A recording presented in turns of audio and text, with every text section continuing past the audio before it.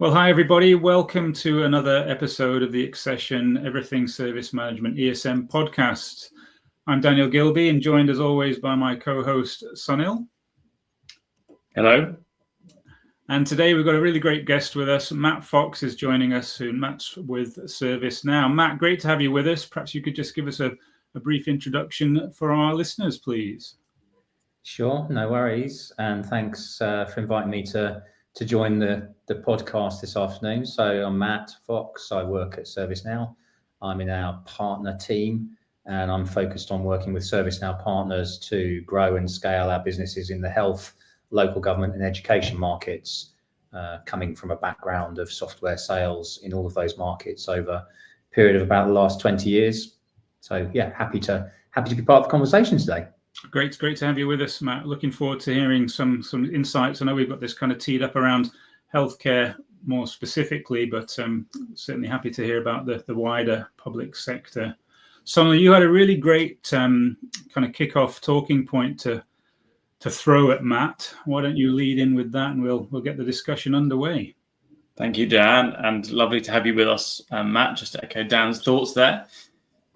So there are, of course, and I think we all recognise this, many operational challenges in public sector organisations, and particularly, I think, within the NHS.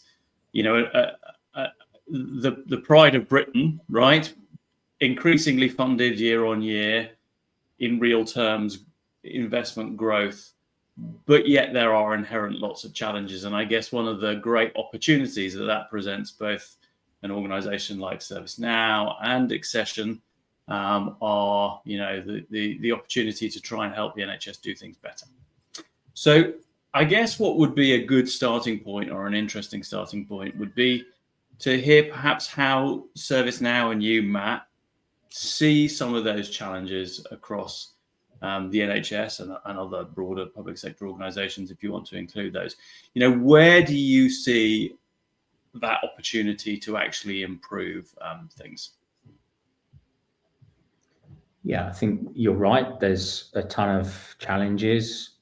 When you look at the NHS particularly, there's a lot of sources which talk about the enormous amount of cost associated to the National Health Service, but also, you know, enormous numbers around monetary savings, whether they be linked to productivity or delivering better corporate services, HR services, finance services, or so forth. And I think that's part of the reason why technology organisations are attracted to working with the NHS. Apart from usually an inherent desire to want to do good, they also see a massive monetary value and impact that they can have across the National Health Service in terms of, you know, whether it be saving money or freeing up people's time to be more productive.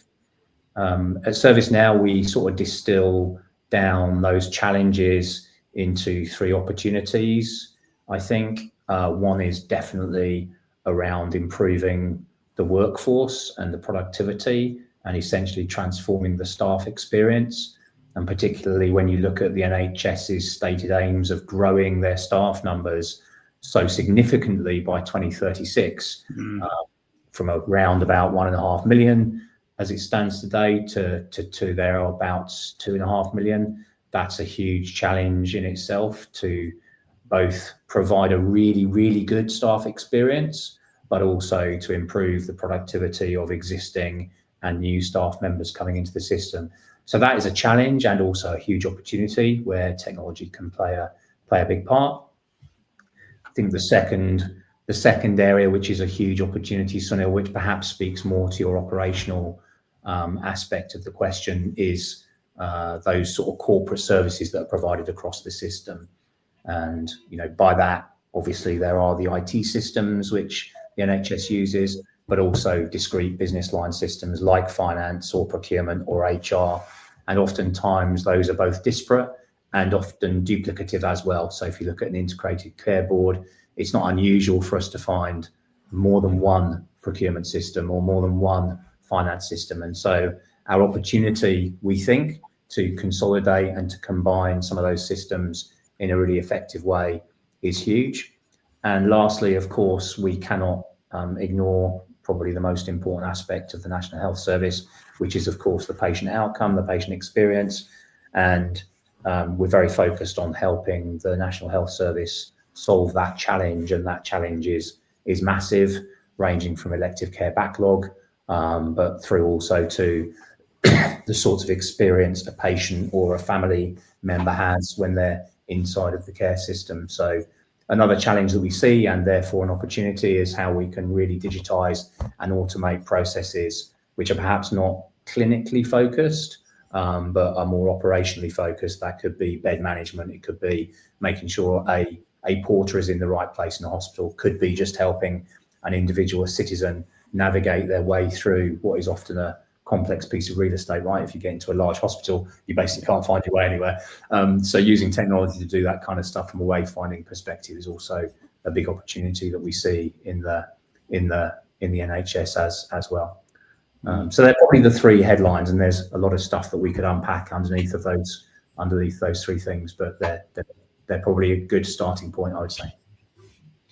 They're big. I mean, they're three very big challenges, and I guess the two sort of foundational ones support very much the improved patient outcomes and the improved patient care experience, right? But three substantial areas to try and tackle there. I mean, I think the growth in headcount staffing numbers, is enormous, isn't it? Right? Are there many organisations out there that have got, I think, what did you say, more or less a 50%, headcount growth in the next, few years. So yeah, I big things to tackle, Matt, for sure. So out of those, sorry, Matt, didn't mean to cut across you there. So, but out of those examples you've talked around there, what's can you talk us through, perhaps at whatever level, high level maybe, what's the Servicenow sort of strategy to then go about solving those, and then how is that kind of being played out to the audience, to the key stakeholders, the people vested in it from an NHS or public sector point of view, that are actively looking at ways and means, technology-wise or otherwise, and how to address those and bring in the efficiencies, because there's a lot of efficiency gain there, right? So walk us through that if you could, please. Yeah, I mean, let's pick one of the three, and let's talk a little bit about the staff experience. I guess it depends on a little bit on what source you look at, but the onboarding time for a new employee who is joining the NHS can be anywhere from 80 to 120 or so days. I think that range is in keeping with some of the statistics you would see from NHS England, and that's certainly in keeping with some of the research that we've done across the market as well. And so, if you imagine straight off having to wait, upwards of 2 months or more if you're a new employee before you're actually fully operational within a hospital, that could be access control, access to systems, could simply be taking part in mandatory training, depending on your job role, of course. Needing to go through that period of time to complete training, understand what benefits, maybe your career development plan being in place. We think there's an enormous amount of productivity time which is lost as a result of that, and also an attrition amount, right? As people choose to join an organisation, if that experience is not as good as it perhaps could be, then they may choose to do something different during that process and kind of go, actually, I'm going to go and work somewhere else. We've been able to reduce that number significantly with the Servicenow platform to onboard an employee, not just into the NHS, but this is one of our core capabilities. We can reduce that time down to something between 20 to 40 days and provide an exceptionally good experience in terms of onboarding an employee into an organisation. But equally, if you take the opposite end of that spectrum, there's a lot of cost in the National Health Service system of employees who offboard from an organisation, right? How do you remove access to systems? How do you ensure that you're not paying them any longer, you know, in a way which would obviously cost the system money, and there's multiple millions of overpayments to staff written off in 2023, according to the Health Service Journal. And so that's an important consideration as well. How do you identify those cost savings, make sure they're taken out of the system? So I think that's an example, Daniel, of where we're really helping to improve that workforce experience. And there's some hard financial numbers around that, but we shouldn't forget the softer piece of this as well, which is that, you know, everyone wants to go to work each day with a good staff experience, you know, good access to systems, easy access to information, how much holiday have I got left, what's the paternity leave policy. Some of the softer sides of an employee experience are really important as well, and we believe we can provide huge benefit to the National Health Service in regards to some of those things as well. I mean, that's a brilliant example, because it's very impactful, isn't it? You know, when I first saw the statistics around the joiners and having to be like a 90-day or 120-day onboarding period of time, you know, and then you talk about the attrition piece. You might have accepted a job, and then during that period thought, well, talking to the experience piece, well, actually, this isn't for me. It's taking too long. I want to get to work. You know, there's a vocational element to it as well. I want to be helping people and things, and end up going to work somewhere else. So then you've got that double down piece where they've accepted, they've endured some of the process, and then got fed up to the point where actually I'm going to go elsewhere, and then that process starts again, right? Because they have to find somebody to get that role that they initially had offered to somebody. And then at the other side of it, you know, I can't quote exact numbers, but I've seen some shocking statistics around overpayments where people hadn't been processed properly and continue to be paid, and there was staggering amount of money, you know, ultimately wasted. So being able to control that, very impactful, I would suggest. Yeah, absolutely. And I think that, yes, we've used an example in terms of the NHS, but this is also relevant to the staff or employee experience across local government, anything which delivers public services. And in fact, in the parts of the public sector that I work in, local government being one, but also higher education, we're seeing an increased appetite to provide both a really good student experience and also a really good staff experience.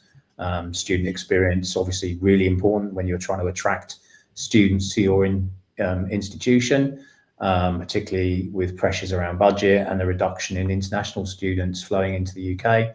But again, from a staff point of view, how do you provide a really good staff experience such that they can get access to simple systems like expense services or professional development systems and so forth. So we're seeing that catalyst across many of the public sector industries that we work in, not just in the NHS. Matt, can I ask you a question? So, you know, I think conceptually everything you've talked about there is, of course, right. Many people would say is common sense. But what is it that, in your opinion, has stopped, the NHS, for example, being able to tackle this kind of challenge previously? Is it a technology thing? Is it a process thing?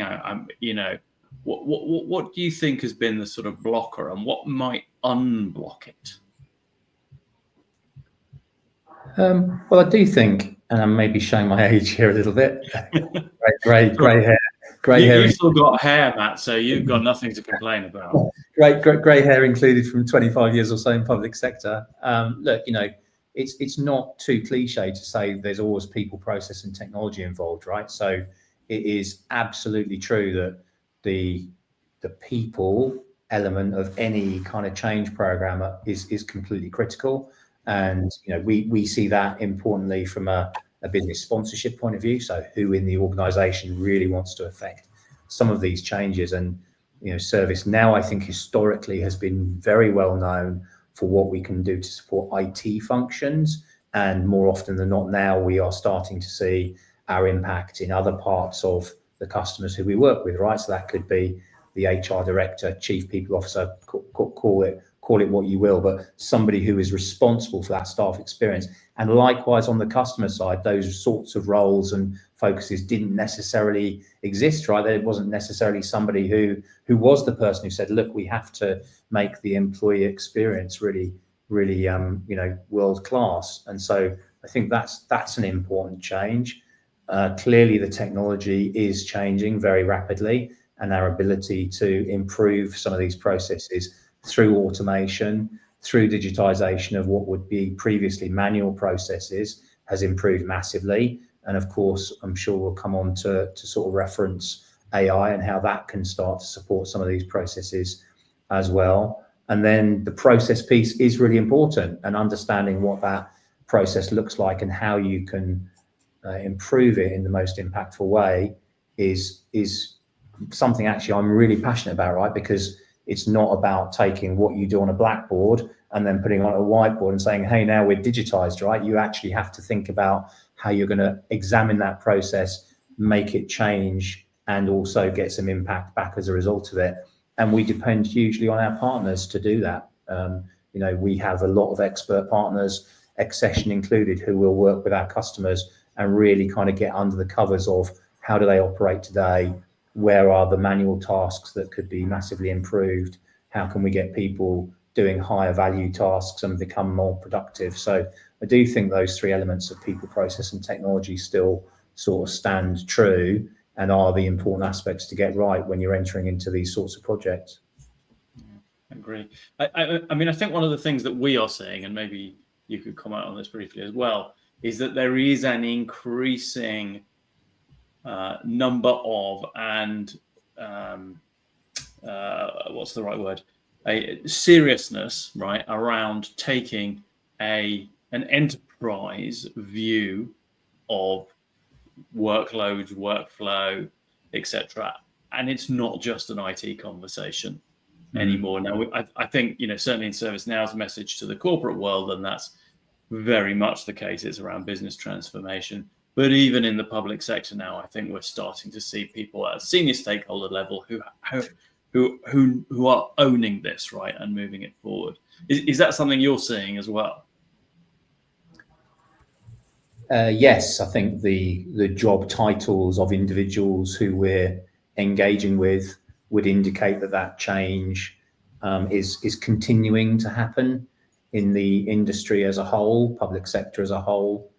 And that's to a greater or lesser extent, depending on which subsector you look at. And I think you absolutely need that sort of level of sponsorship within the organization to want to make that change. And perhaps a strategic view as to what certainly a platform like ServiceNow would provide. And that word platform is important because there's a lot of capability which we can bring to support change across public sector. And so having a sense of what is your starting point and where do you want to build from there, and where are your largest priorities in terms of return on investment is really, really important. And so we're definitely seeing our engagement across our customer base more broad, in terms of those job functions.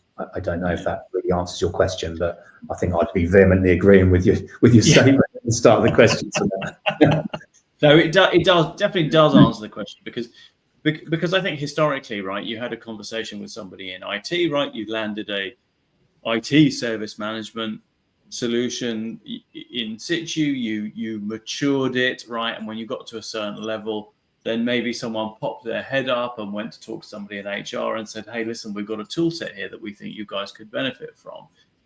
But it almost never happened the other way. It was unusual for someone in a line of business to come to IT and say, listen, I really need some help.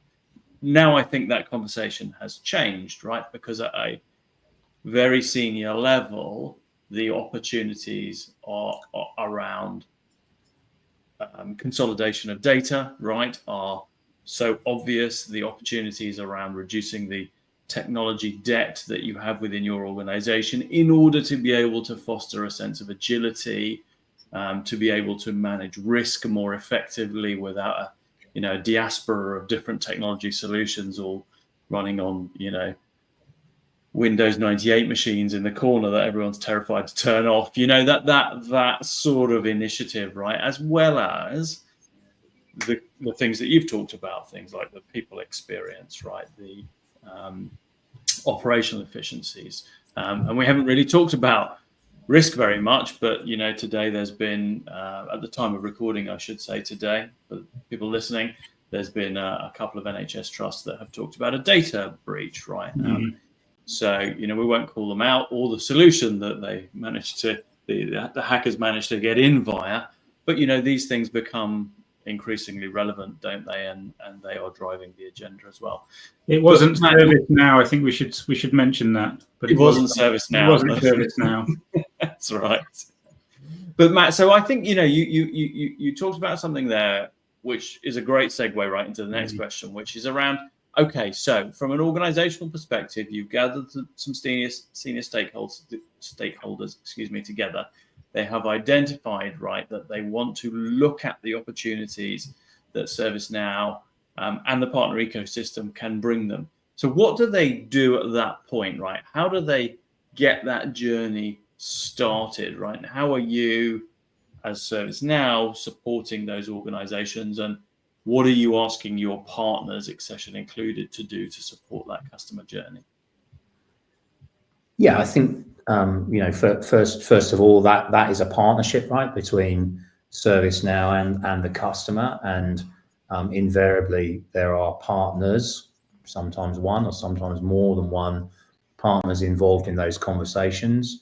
I'm also a big believer in those conversations being a shared responsibility, right? The customer has a massive say, and rightly so, in what they're trying to achieve. And this isn't about an IT organization or another IT organization coming and saying, this is what you should do. It's about, you know, understanding and really getting under the skin of the challenges that institution is facing. And there are some common challenges. You know, you've referenced cyber or digital security, for want of a better word, in your narrative there. So everyone should care about cybersecurity and be cognizant of the sorts of things which can happen if we don't care about that. So there's I think, you know, a real element of building trust with those organizations that we go through, a big element of listening, like what are your challenges, what are your priorities, call it discovery, and making sure that we thoroughly understand what it is our customers are trying to achieve is clearly a very, very important part of the engagement we would have. The other really important aspect that we bring, which I think is really quite unique, is a business value assessment. So we will go through that in quite a detailed way with each of our customers, and that will, based on that discovery, really start to drill into the kind of returns they might be able to see as a result of making an investment in a platform like ServiceNow, and that will give their give their confidence levels a boost, I suppose, in terms of, you know, the return they're likely to see in monetary terms. So that could be, you know, saving as a result of, you know, consolidating some of those corporate services that we talked about earlier on in the call. You know, you may be able to reduce a number of different systems into one, for example, and that would result in a monetary benefit. Or it could be productivity, some of the softer benefits that you see as a result of digitizing or automating processes, which tends to free up, in our experience, people to go and do other high value tasks, right? And I was literally just having this debate with somebody earlier on today about, you know, the classic supermarket checkout situation where actually there's still lots of checkout staff in Tesco's. Sorry, other supermarkets are available, but people are now, you know, providing great customer service in the self-checkout areas, because I can scan my own goods really easily. What I can't do is some of the things which those customer service staff are doing. So we're not talking about saying necessarily, oh, this is going to let you release a bunch of people out of your organization, but it is going to enable them to do much higher value tasks. So that business value assessment is really important. And I think the other piece that you referenced there in your question is our partner community. And we do all of that in lockstep with our partners. So they are critical to working with ServiceNow, with that customer, and as that customer moves forward in their ServiceNow journey, to delivering a successful implementation, whether that be through a service that the partner would continue to run and maintain, or whether that would be then them transferring skills to that customer and making sure that customer can be self-sufficient and run their own Servicenow environment, either or, and any sort of flavour in between. But our partner community is critical in making sure those projects are a success. And of course, in the best world, we would go back and make sure that those benefits are being realised, and we do have teams inside of Servicenow and within our partner communities to make sure that value is being realised. Yeah, if anyone wants to time and date check this recording, please look for Matt's LinkedIn post about checkouts at Tesco's. I noticed it myself this morning, Matt. Dan, I think you had a question to follow up. Yeah, no, it's just interesting what you're talking about there, the value realization piece, and focusing on what are the outcomes that these organizations are seeking to drive. I think that's really important. But just to maybe put our crystal balls on the stage here for a moment, Matt, what can you share with us? And maybe this is a personal view or perhaps a broader Servicenow view, but on the future of healthcare specifically, what do you see that looking like? Where do you see that going? What emerging trends are you guys picking up on in the conversations you're having with these organizations? Can you kind of share a little bit of a glimpse into that? I think that the challenges in the NHS are always going to be predicated on some of the headline figures that we see in the public domain, right? Massive waiting lists, patient experience, waiting times for operations, and so forth. So they're always going to be in the headlines. I think that the obvious trend that we can't ignore is around AI. I think that AI has a greater part to play than generative AI. So there's a lot of hype around generative AI. How do we create content? How do we get a lot more productivity from people as a result of making it easier to write documents and to author things? But I think that AI has a greater part to play within the NHS, particularly with the amount of data that's held there. And so we do have a big part to play there, I think, with the evolution of agentic AI, whereby we will be able to take action around things that we see happening within a hospital, whether that be reallocation of beds, it could be improvement in discharge, it could be how do we handle the calls that are coming into a GP surgery, how those triaged more effectively pass through to somebody with better experience to deal with that situation than somebody else, and take the human decision making away a little bit from that process. So I think that is a big part of some of the innovation that we're seeing.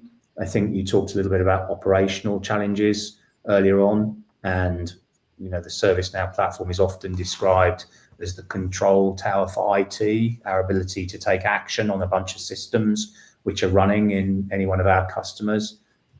We announced recently Control Tower for AI. So I think, again, having that ability to see into all of the different AI capabilities that your institution is running is going to be really important from a governance perspective, from a cyber resilience perspective, and being able to really kind of manage that in the same way you would do other IT systems is really key. Yes, there's a few examples there, Daniel, I think, which are going to start to become more prominent. And I think again, if we go outside of the NHS into local government as well, there's still just this whole consumerization of public sector, which people increasingly expect.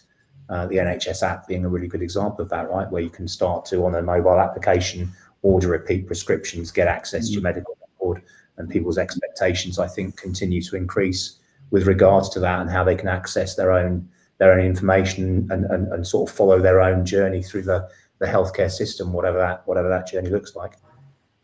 Yeah, I think there's going to be a big sort of surge, if you like, in the adoption of the agentic AI capability once people really get a handle on how they can make that impactful. So I'd certainly agree with you there. No, absolutely. And I think the NHS is such a massive opportunity for agentic AI, isn't it? Because just the volume of transactions and data associated with our healthcare service. I mean, if we, I know there are many operational challenges, right, associated with introducing a technology like agentic AI, but surely the prize that's available there in terms of the patient outcomes that can be driven, the patient experience and access, to the kind of healthcare professionals and the healthcare services that they need, and the opportunity that it provides for those sort of operational elements, right, to really drive, as you said, Matt, right, to use the Tesco's analogy, right, to drive the people to do the valuable work, right, not the mundane, double keying because information needs to come out of that system and go into a different system to onboard a locum that those that aren't joined up or whatever it may be. It's just, the opportunity is huge, isn't it? It is, and certainly from our point of view, when we think about some of the ways that we can really help the National Health Service, unlocking the power of AI is definitely one of those pillars, and automating clinical processes which sit outside of perhaps a patient record, which would typically be managed within the electronic patient record that the trust or the health organisation maintains is important. You can blue sky think a lot of scenarios, but you absolutely can imagine, Matt, having a blood test and an agent receiving that blood test result and recognising that I therefore need to be booked in for a follow-up clinic and scheduling that appointment in the consultant's diary, and at the same time triggering an alert to me, notifying me of that time and date of the appointment, and at the same time sending an email advising me of travel options to the hospital and the cost of car parking. So that simple process can absolutely be done, but we go back to people, process and technology, and I think we've got the technology piece that could happen, but you've still got to have the people and the processes in place to really light that up across the system, right? But you're right, Sunil, there's an enormous amount of opportunity there to both simplify and to make those whole experiences much more enjoyable, if that's a good word to use, for the patient and also for the staff within the NHS, right? Yeah, and actually, Matt, what you haven't said in your great use of AI there is actually orchestrating a Gen AI summary, right, of your blood test, so that the consultant, right, can have a look at that and perhaps some of your medical history, right, not to tell them, what the outcome of that blood test is, but to advise them, right, and help them provide you a better healthcare outcome as well. So not only have you got the right bus and train to go and see them, but when you get there, you don't have to spend the first 20 minutes telling them what your medical history is, right? And nor do they have to spend 20 minutes looking through the summary of your blood test, right? Because just to see, make sure nothing's been missed. Yeah, 100%. Everyone in the NHS wants to provide a great experience for their patients. Everyone in local government is focused on providing a super experience for the citizens who live in their local community. Again, in the industries I work in, every university is focused on how do we improve that student experience, pastoral care, ensuring they have an amazing time, and anything that goes wrong can really easily be dealt with whilst they're our institution. So I think that is the wonderful thing about how technology can impact any of the public sector subverticals that we all work in, right, is that you can feel that you're making a little bit of a difference. Technology can have a huge impact, but we've discussed a lot of the challenges during this discussion, and they are wide and far-ranging, and so I would never kind of sit in a conversation like this and pretend that it's as simple as flicking a light switch and hey presto, all of these things can be solved. But with the will and strategic planning and vision and the right technology, then there's a lot that we can do for sure across all of these industries. Yeah, No, Absolutely. 100% agree. Matt, just you know, fantastic conversation. So let's look to wrap things up. If you could give one kind of key takeaway, you know, focusing on healthcare again, a key takeaway from your point of view for healthcare leaders, what might that be? Well, I do think it sounds a bit glib, right? But I think you should start.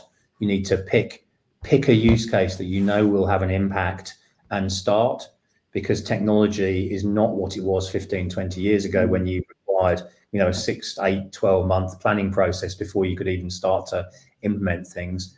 There is, of course, a lot of governance and guardrails that goes behind implementing the technology in terms of ensuring that it's secure and trustworthy and so forth. But there's also a lot of work that we can do at pace to make some real impact in the short term. And certainly one of the massive benefits of the Servicenow platform is that we can deploy very quickly and we can see a return on value very quickly from the various different scenarios that we've discussed on this call, whether it be HR, workforce solutions, or whether they're more focused on the IT side. We can deploy very quickly. And so my encouragement to our community of customers would be, you know, pick something that you know is impactful and get started. Yeah. As that famous footwear company says, just do it, right? Other shoes are available then. Matt, fantastic. Thank you very much for joining us today. Great session. For our listeners, if you'd like to find out more, get in touch with Matt. Go find him on LinkedIn, Matt Fox. Equally, connect to Sunil or myself. We'll be happy to facilitate a conversation. Thanks very much for listening. Thank you very much, Matt. Really great having you on board. Thanks, guys. Yeah, great to be part of the conversation today. Thank you.